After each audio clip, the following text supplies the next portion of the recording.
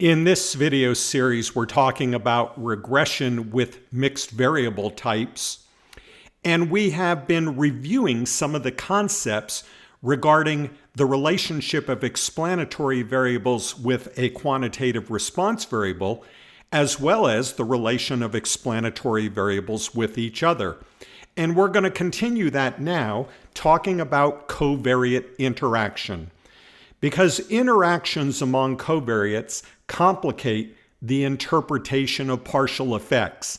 And that is going to be very important when we look at later videos in which we're mixing the categorical and quantitative response variables. We're going to see the benefits of doing that, and there can be tremendous benefits, but there can also be tremendous dangers. And those dangers in large part arise when you have interaction among the covariates. The way we deal with the issue of interaction is either to assume there is little or no interaction. We can do that based upon theory and past research, or we can do that based upon observing that we find little interaction in our observations when we're actually doing a research study. The other thing we can do is focus on interaction effects as the primary effect of interest. We can test interactions, that is, see if we can make inferences about those interactions, as well as develop the coefficients for those interactions by taking products of covariates in our model.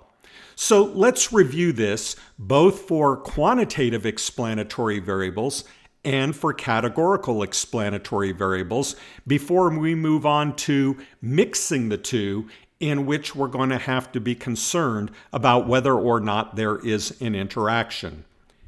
In a previous video series, when I first talked about the interaction among quantitative explanatory variables, I was looking at modeling ice cream consumption in the 1950s, and we had three potential variables that we thought might explain the rate of consumption: income of the individuals in our study, the price of the ice cream, and the temperature. And I'm going to drop right down here to where we looked for a potential interaction. When we looked at the potential interaction, we were looking to see if income and temperature, which are covariates, I'm going to show you that back up here, income and temperature. If I look at income and temperature, I see that they're correlated. So they are covariates with each other, not just covarying with the response, but covarying with each other. I wanted to see if income and temperature interacted with each other in terms of their effect on ice cream consumption. And this illustrated that there was very little interaction. That is, we see that the rate of change in consumption as a function of temperature was about the same for income of $78 per week as income of $95 per week. And those low dollar numbers, remember, this was a study from the 50s. So there's little evidence here of an interaction.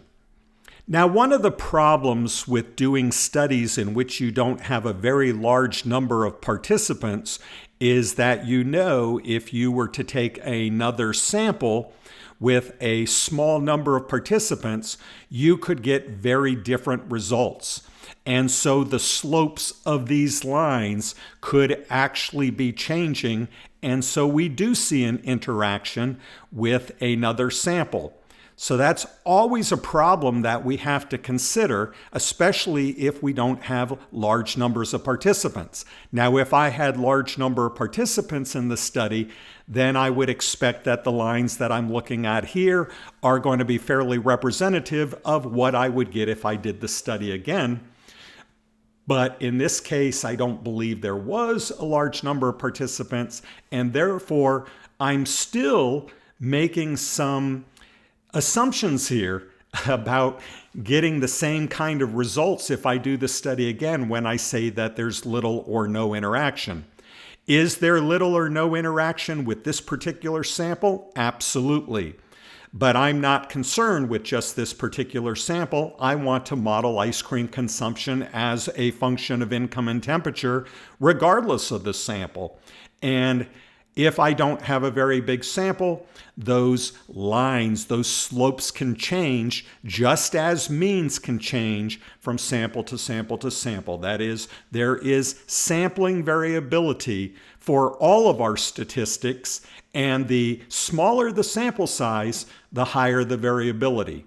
So when I'm doing a study, I always have to consider the possibility that what I'm seeing for a small study result is not what I'm going to see if I replicate this study, and replication really should be the name of the game if I'm unable to get a large number of participants. If I had a large number of participants, that picture is going to be a pretty good representation of what I will see from one sample to the next. Now, the other thing we did is looked at the potential for interaction when we had a categorical or two categorical explanatory variables. So let me go ahead and knit this and remind us of this. This was also from a previous video, a different one than the last one. This is when we had two categorical explanatory variables and one quantitative response. We were looking for our quantitative response variable on the length of odontoblasts, that is, in the teeth of guinea pigs, and looking how the dosage of vitamin C and the delivery method of vitamin C might affect that. And now let me go right down to my plot again. And unlike the last plot, in which it looked like there was no interaction, here it looks like there is an interaction. If we had only included low and medium dosages, there would have been no interaction. Those lines are pretty parallel until you get up into medium to high dosages or low to high dosages, either one. Then you find that you don't have parallel lines anymore, and that indicates that there is an interaction effect.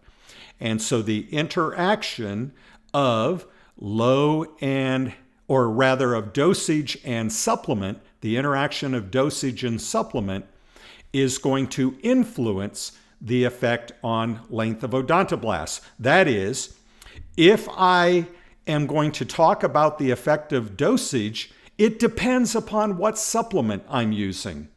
If I'm talking about the effect of dosage with orange juice, then in fact there is a higher effect for orange juice for low and medium, but really no different than the vitamin C supplement effect if I have high dosages.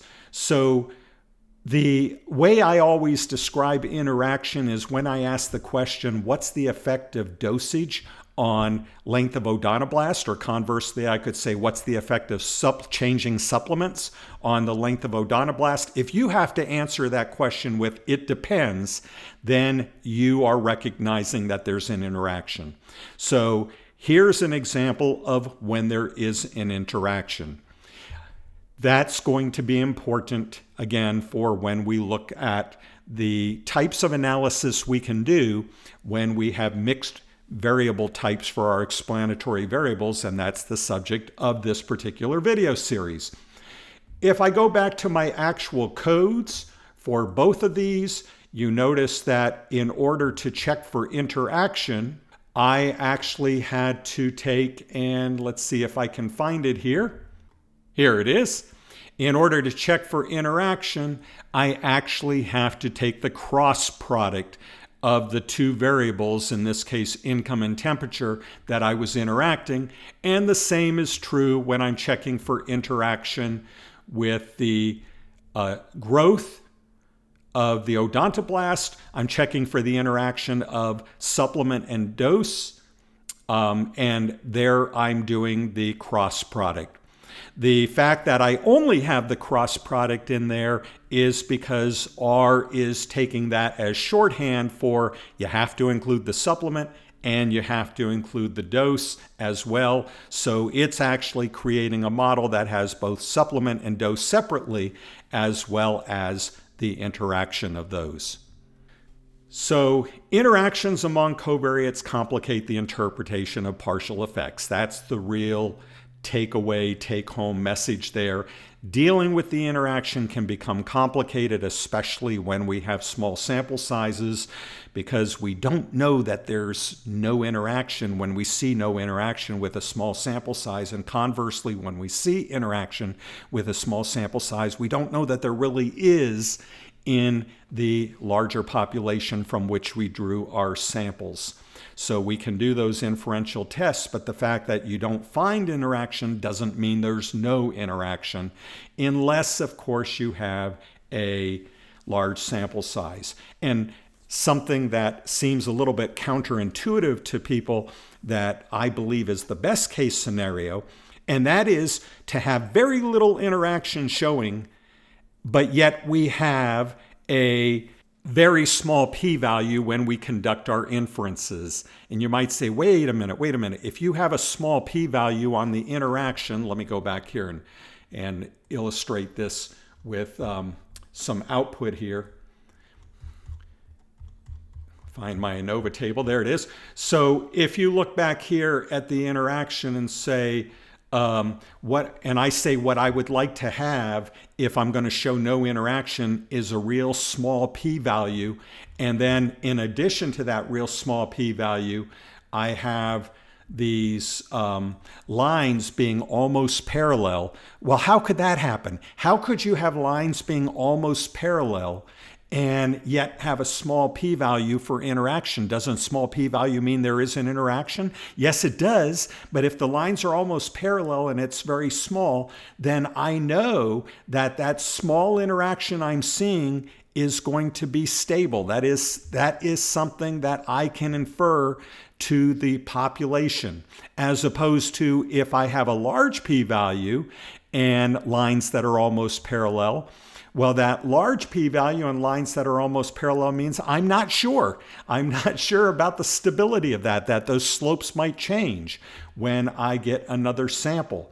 So what I really would like is to have very small, non-meaningful, trivial interaction effects with a very small p-value, which would mean that I can then come out away confidently saying, do I have an interaction? It's trivial. There's not much there, and therefore I can go ahead and interpret the main effects, in this case of dosage and supplement, separately from each other because of having trivial interaction. So that to me would be the best case scenario. But for that to happen, you have to have a very, very large sample size. So now that we have reviewed the concept of covariates, both quantitative and categorical, and the concept of interaction, we're ready to move on to analyzing data in which we have both categorical and quantitative explanatory variables, and we're looking at the effect of these on a single quantitative response variable. So I'll see you in the next video as we begin that.